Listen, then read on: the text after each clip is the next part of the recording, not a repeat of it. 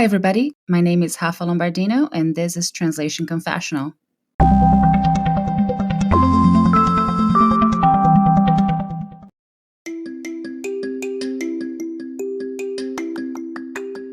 What is the most fundamental tool translators have? Yes, our language. And we must be the grammar and spelling police, not only when we're working on a project, but also when we're communicating with clients or interacting with peers online.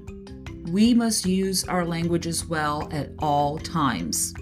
With that in mind, one tool I've been using for a while now, and I do use it constantly, is Grammarly.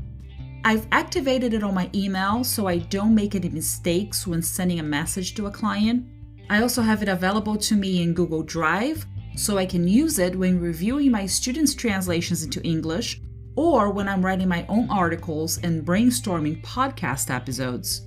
And because I do translate into English very often, the premium version helps me keep my last draft sharp and ready for delivery. If you'd like to try out the world's best automated proofreader, visit bit.ly/tc-grammar. It's easy to remember. TC stands for Translation Confessional, followed by grammar.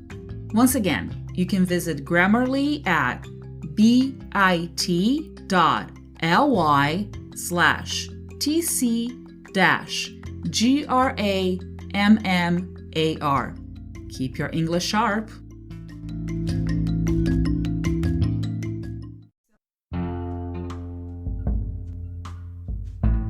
Misaligned Languages, Part 2. In Season 1, Episode 18, I talked about some words that were borrowed from English and are currently used in other languages with a different meaning. I call the episode Misaligned Languages because I see this phenomenon as just that.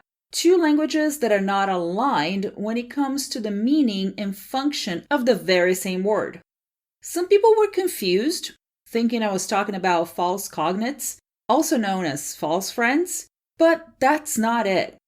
False cognates are words that look alike in different languages and mean different things, but it's more of a coincidence, not necessarily because a term or expression was borrowed from another language and took on a new meaning altogether. Classic examples of false friends include embarrassed in English and embarazada in Spanish, which actually means pregnant and has nothing to do with embarrassment. Another example is actual in English, which cannot be confused with actual in Spanish and atual in Portuguese, since both mean current instead, not factual. Moving away from English, there's also palestra in Italian, which means gym, while palestra in Brazil means lecture. So the examples I just mentioned are false cognates. Now, I'm going to go through a long list of suggestions I got when the Misaligned Languages episode first came out.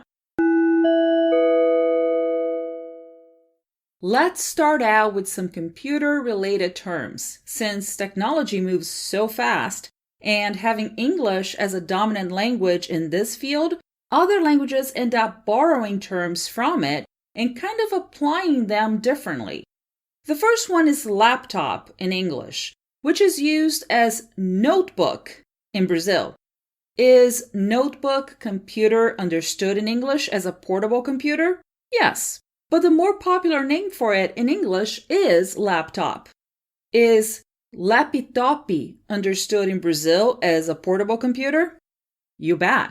But chances are you hear notebook more often if you talk to Brazilians about a laptop or a notebook. Another interesting one is USB drive, which we use all the time for storage, right? Well, please respect me and my gray hair now because back in my day, I used floppy disks, both the 5¼ inch and the 3½ inch versions. So zip drives were revolutionary when I was in college and external drives for storage were simply a luxury. So USB drives were invented, became popular worldwide, and are referred to as pan drives in Brazil. They don't really look like a pan, but I can see how the term became popular.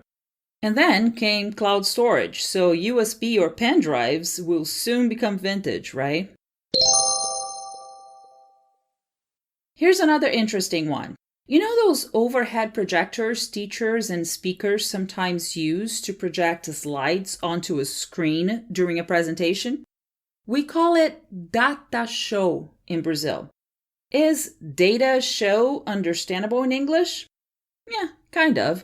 But it's usually followed by the word projector anyway, because data show is the adjective that qualifies the type of projector being used. In Portuguese, it just became the actual name of the object in many cases.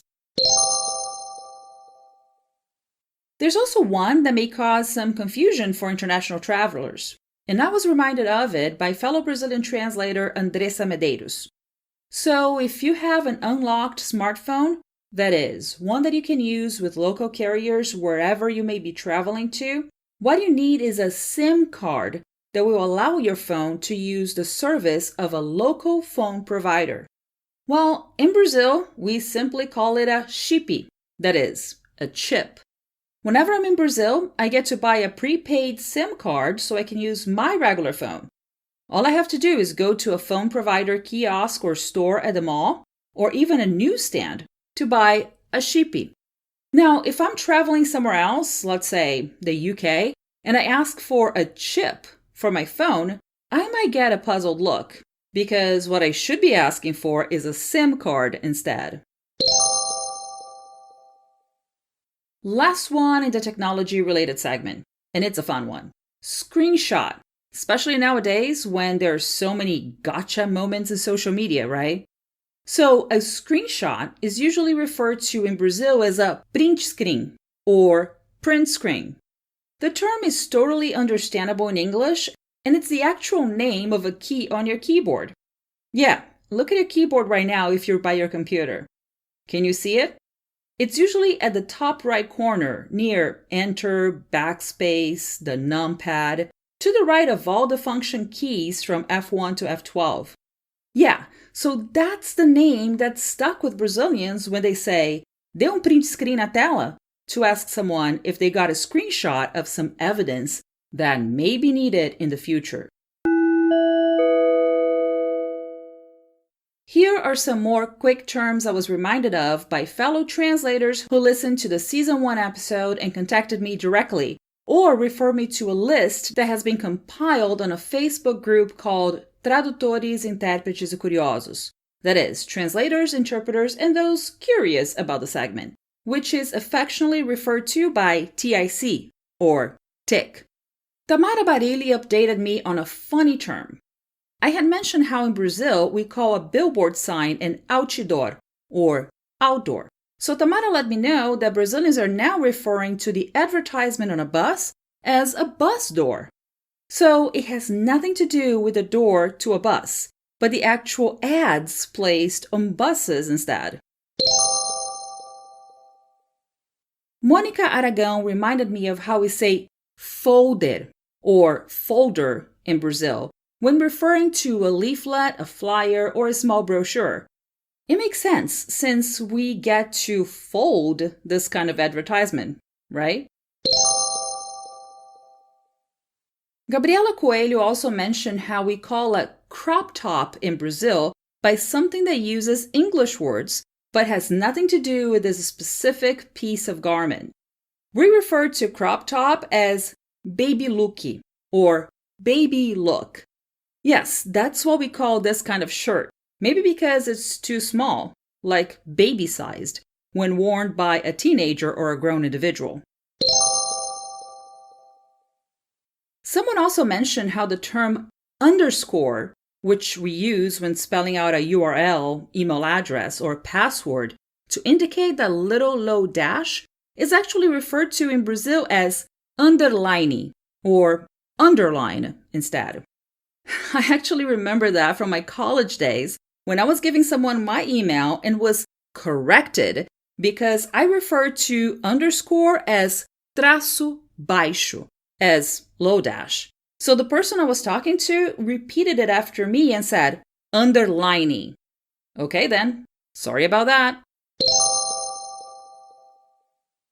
Another term that was mentioned on the group was step.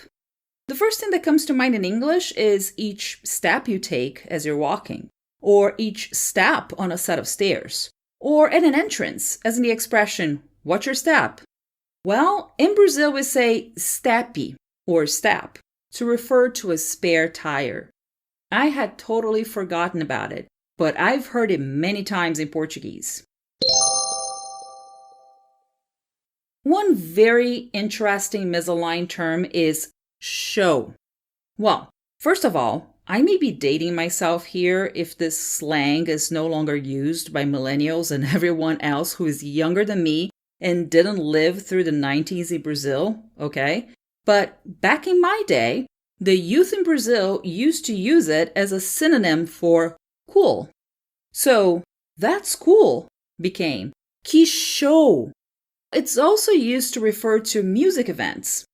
If you want to ask someone if they went to a band's concert the previous night, you'd be referring to it as a show in Brazil. In turn, when we say show in the United States, when referring to TV programming, we'd call it a programa or program in Brazil instead. Now, after the break, I'll bring you some contributions from fellow Italian translators who shared a lot of terms with me after they first listened to part 1 of Misaligned Languages.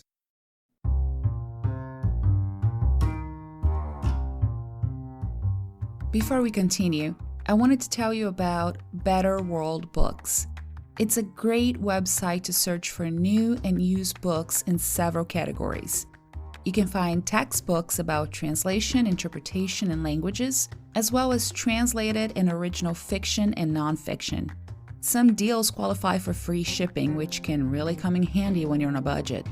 If you'd like to check out Better World Books, go to this webpage, bit.ly/tc-bwb. It's easy to remember.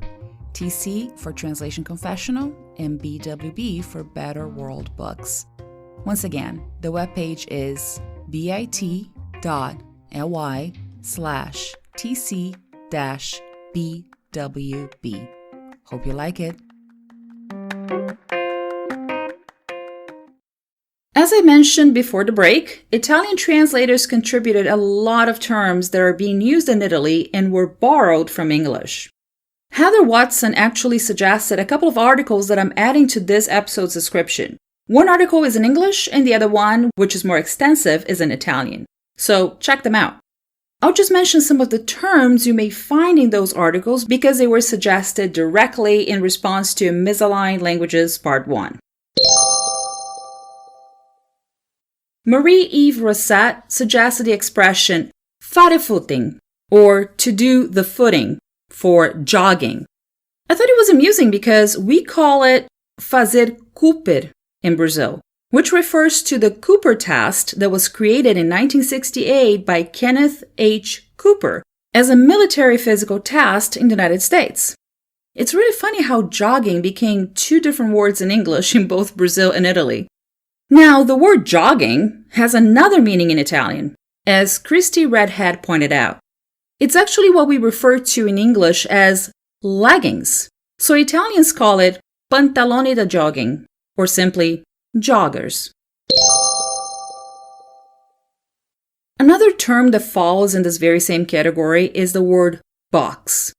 Sasa Colazzo reminded me of how Italians say box doccia to refer to a shower stall. And my dear friend Celia Kifuri also reminded me of how we have box do banheiro for the very same thing in Brazil.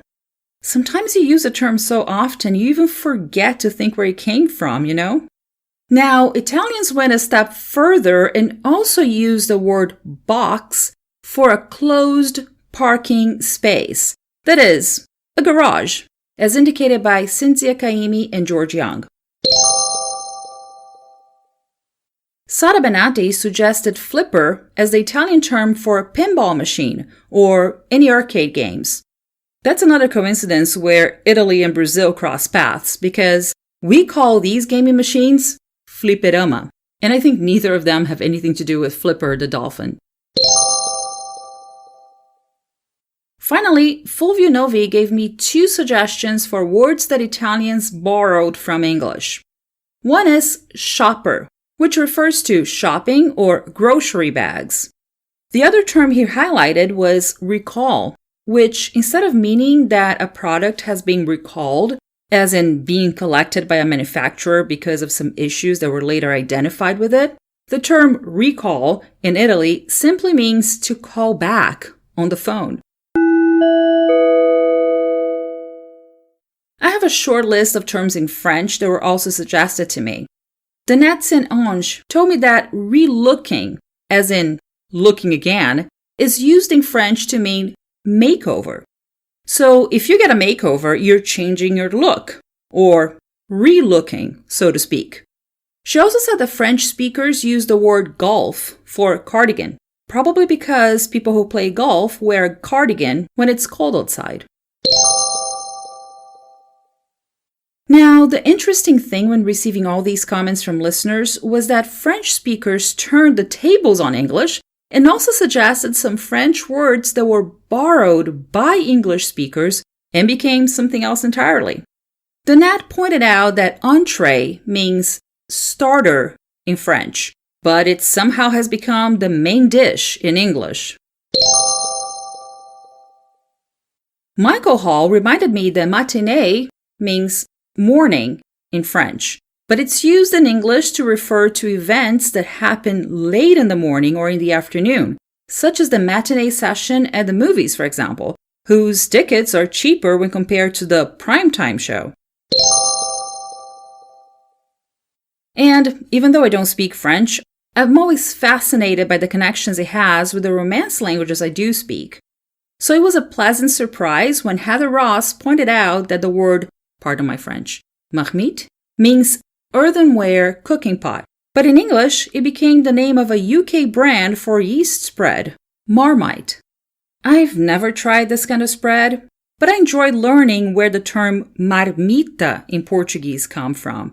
Because we've been talking about taking food to work or school in a marmita, as in the food container, not actually the cooking pot. And that was way before meal prepping became a thing in the fitness industry. Well, these are the terms I compiled after getting some feedback on Season 1, Episode 18, Misaligned Languages. Can you think of any other terms that were borrowed from English or another language and that are commonly used in your language but with a completely different meaning from the original? Let me know, and I might put together a Part 3 of Misaligned Languages next season.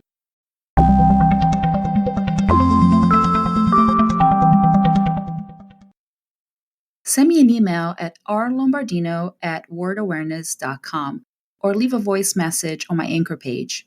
If I get enough feedback and voice messages, I can go back to the subject and post a special podcast episode with everyone's opinion on this very same theme. By the way, my Anchor page is anchor.fm/translation-confessional. I look forward to hearing from you. Stay tuned for weekly episodes and subscribe to Translation Confessional through your favorite podcast app.